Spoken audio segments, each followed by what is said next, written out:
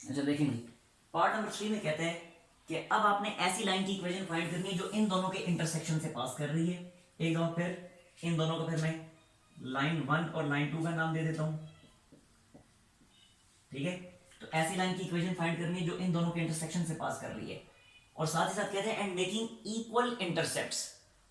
और वो जो रिक्वायर्ड लाइन है वो इंटरसेप्ट भी इक्वल बनाती है, यानी एक्स इंटरसेप्ट और वाई इंटरसेप्ट जो होते हैं वो इक्वल इंटरसेप्ट होते हैं। ठीक है, हमारी रिक्वायर्ड लाइन इन दोनों के इंटरसेक्शन से पास करती है, और एक्स एक्सिस और वाई एक्सिस पे जो एक्स और वाई इंटरसेप्ट बनाती है वो एक्स और वाई इंटरसेप्ट भी इक्वल के इंटरसेप्ट बनाती है।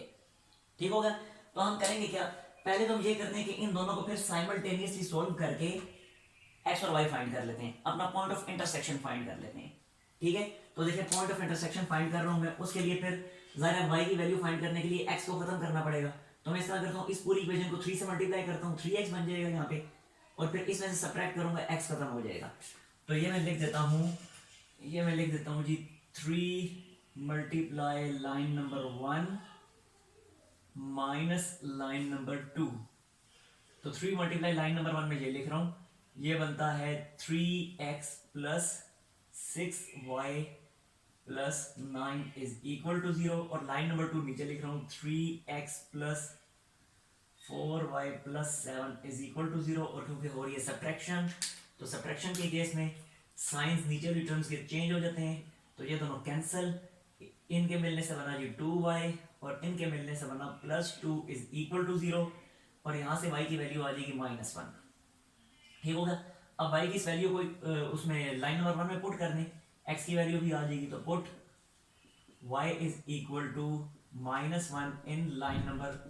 1 इन इक्वेशन 1। तो ये बनेगा x प्लस 2 इंटू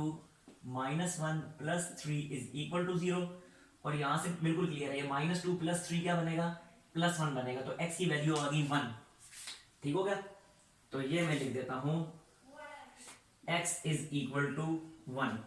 तो हमारा पॉइंट ऑफ इंटरसेक्शन क्या बना, sorry x is equal to -1 बनेगा, क्या -1 नहीं बनेगा? यस -1 ही बनेगा। ओके। अच्छा देखें, तो अब रिक्वायर्ड पॉइंट क्या बना, पॉइंट ऑफ इंटरसेक्शन क्या बना, point of intersection is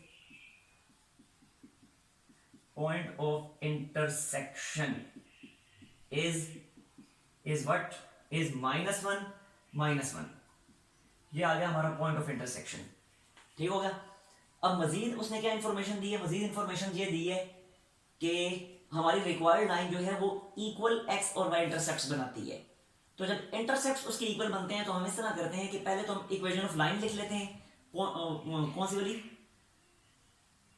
slope intercept form वाली, यानी ये वाली y इक्वल टू mx प्लस c।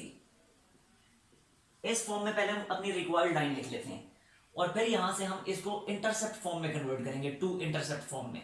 और वहां से मेरे पास x और y इंटरसेप्ट आ जाएंगे, फिर मैं उन दोनों को इक्वल पुट कर दूंगा। ठीक है, और वहां से फिर m की वैल्यू आ जाएगी। देखिए किस तरह ये मैं करके दिखाता हूं, तो मैं लिखता हूं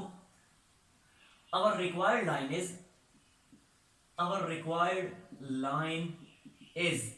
is what, सॉरी ये वाली फॉर्म नहीं लिखूंगा, ये मैंने गलत लिख दी है, यहां पे मैं पॉइंट स्लोप फॉर्म लिखूंगा, ये वाली form y minus y1 is equal to m into x minus x1, ये वाली फॉर्म लिखूंगा। क्यों ये वाली फॉर्म लिखूंगा, पहले वाली फॉर्म क्यों नहीं लिख सकता, ये वाली फॉर्म इसलिए लिखूंगा क्योंकि इसमें मेरे पास ये पॉइंट्स जो मौजूद हैं x1 और y1, और ये पॉइंट मैं फाइंड कर चुका हूं, इसलिए ये वाली फॉर्म यूज करूंगा। जो पहले मैंने फॉर्म लिखी थी उसमें पॉइंट मौजूद नहीं था। ठीक है, तो इसलिए ये वाली फॉर्म में यूज करूंगा, तो मैं लिखूंगा our required line is y minus y1 is equal to m into x minus x1। ठीक है, अब मैं यहाँ पे वैल्यूज लिख देता हूँ, y माइनस y1 यानी minus into -1 plus 1 is equal to m को मैंने लिखा ऐसे ही, x माइनस x1 यानी माइनस इंटू -1 तो बना +1। अब इससे अगले स्टेप में मैं क्या करूंगा, सिंपली इस पूरी इक्वेशन को मैं, यानी तमाम के तमाम जितने भी वेरिएबल्स हैं सबको मैं दूसरी साइड पे शिफ्ट कर देता हूं। तो ये बनता है, इसको मैं ऐसे लिख देता हूं, mx plus m minus y minus 1 is equal to 0। ठीक हो गया, और इससे अगले स्टेप में इसको मैं लिखूंगा mx minus y is equal to, ये -1 उधर जाके +1 और m उधर जाके -m, इस फॉर्म में मैंने इसको लिख दिया, ठीक हो गया। अभी मैंने आपको बताया क्योंकि मुझे ये इंफॉर्मेशन दी गई है कि इसके एक्स इंटरसेप्ट और वाई इंटरसेप्ट इक्वल है, हमारी रिक्वायर्ड लाइन के एक्स और वाई इंटरसेप्ट इक्वल है, तो इसलिए मैं इसको टू इंटरसेप्ट फॉर्म में कन्वर्ट कर दूंगा, इस वाली फॉर्म में X over A plus Y over B is equal to 1।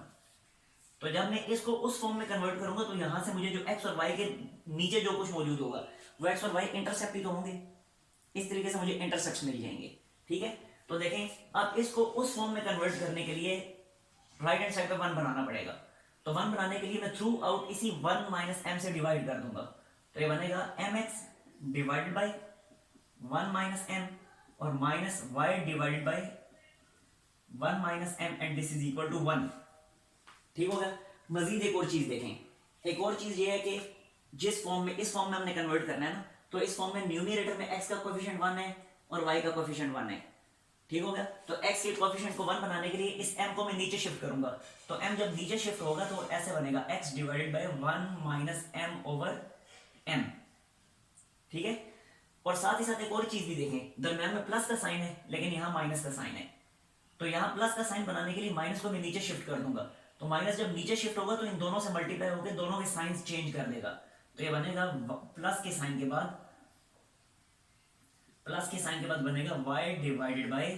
इन दोनों के साइंस चेंज होंगे तो बनेगा minus 1 plus m and this is equal to 1, ठीक हो गया।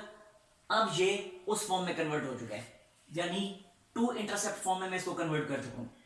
अब जरा देखें क्वेश्चन में उसने क्या कहा हुआ था, उसने ये बताया हुआ था कि ये जो हमारी रिक्वायर्ड लाइन जो है ये इक्वल इंटरसेप्ट्स बनाती है, एक्स और वाई इंटरसेप्ट इसके इक्वल है, तो जब एक्स और वाई इंटरसेप्ट इक्वल है तो यहां अब मैं लिख दूंगा एज इंटरसेप्ट्स आर इक्वल, यहां लिख देता हूं एज